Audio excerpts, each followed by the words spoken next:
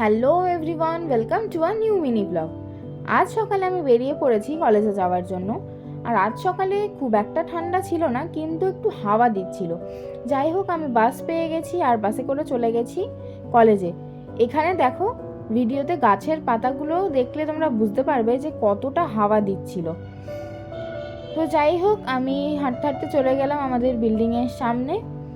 আর এখানেও দেখো হাওয়ায় গাছের পাতাগুলো কিভাবে নড়ছে। যাই হোক, আমি চলে গেলাম ক্লাসে। গিয়ে দেখলাম যথারীতি কেউ আসেনি। ফার্স্ট ক্লাস করতে আমরা চলে গেছিলাম ল্যাবে। ক্লাস কমপ্লিট হওয়ার পর এখানে দাঁড়িয়ে সবাই নিজেদের মতন গল্প করছে নিজের নিজের টপিকের ওপর। তারপর আমাদের আজকে ছিল একটা শুটিং, তাই জন্য আমরা চলে গেছিলাম অন্য আরেকটা বিল্ডিংয়ে, যেখানে আমাদের মিডিয়ার স্টুডিও আছে।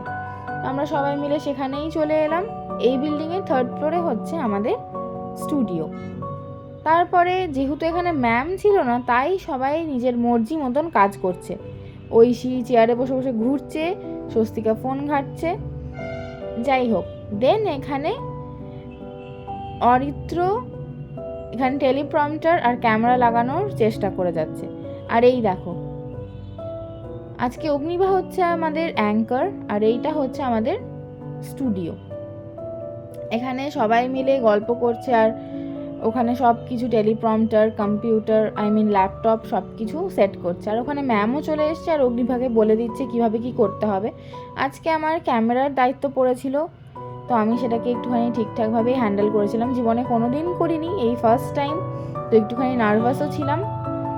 তো যাই হোক, এখানে সুপ্রতীককে দায়িত্ব দিয়ে দিয়েছে টেলিপ্রম্পটারের, আর আমার পরে ঐশী ক্যামেরা হ্যান্ডেল করছিল, আমার থেকে বেটার করছিল যদিও। যাই হোক, তারপরে আমরা বেরিয়ে চলে গেলাম ক্লাসে, ক্লাস অ্যাটেন্ড করতে। ক্লাসের পরে ছিল আমাদের লাঞ্চ। লাঞ্চে বেশি কেউ ছিল না, শুধু আমি আর বিথিকাই ছিলাম, তাই আমি আর বিথিকা মিলে লাঞ্চটা কমপ্লিট করে নিলাম। দেন আমরা আবার চলে এসেছিলাম ল্যাবে। আমাদের যথারীতি আবার ক্লাস ছিল, কিন্তু এখানে কেউ ছিল না বলে সেরকমভাবে ক্লাস হচ্ছিল না। এখানে বিথিকার ল্যাপটপে স্যার কিছু একটা অ্যাপ ইনস্টল করে দিচ্ছিল, যেটা আমাদের সিলেবাসে আছে, এমন একটা অ্যাপ যেটা লাগবে, ফটোশপ অর সামথিং এলস, এরকম কিছু একটা। দেন বাসে করে আমি চলে এলাম বাড়ি।